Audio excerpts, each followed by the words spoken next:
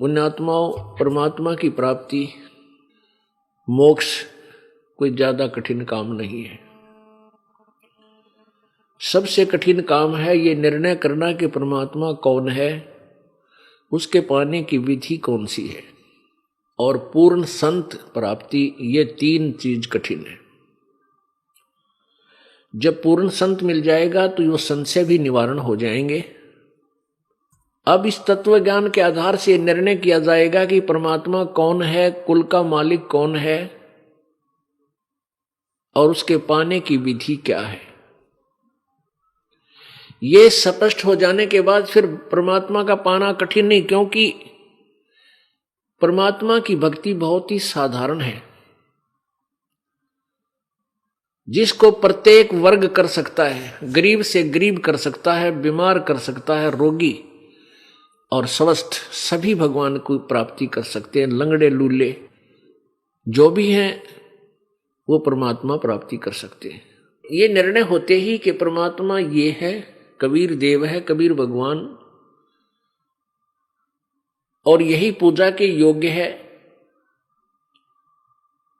इसके पाने का ये मंत्र है, और पूर्ण संत से ही मंत्र प्राप्त करके भक्ति की जाती है।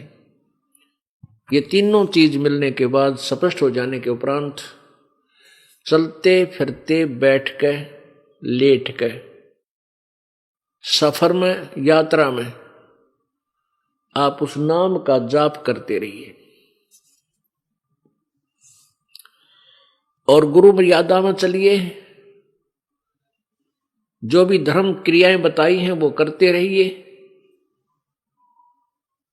सभी ने प्रमाण दिया है कि राम नाम रटते रहो जब तक घट में प्राण, कभू तो दीन दयाल के भनक पड़ेगी कान। ये तो सूक्ष्म वेद कबीर परमेश्वर के द्वारा दिया गया ज्ञान में लिखा है कि परमात्मा की प्राप्ति का जो मंत्र है वो राम का नाम है। उस राम नाम को अंतिम श्वास तक जाप करते रहिए,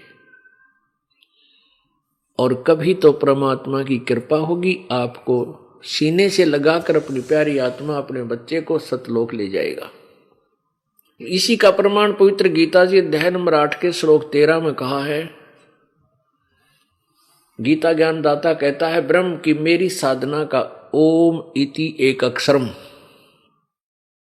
ब्रह्म व्यवहारन माम अनुसमरन, ये प्रयाति तजम देहम सयाति परमाम गतिम। अब स्पष्ट क्या है कि मेरा एक ओम नाम है मुझ ब्रह्म का, माम ब्रह्म,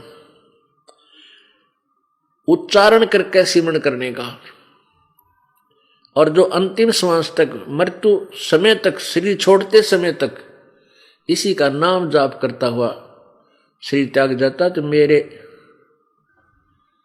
वाली गति को प्राप्त होता है, परम गति को प्राप्त होता है।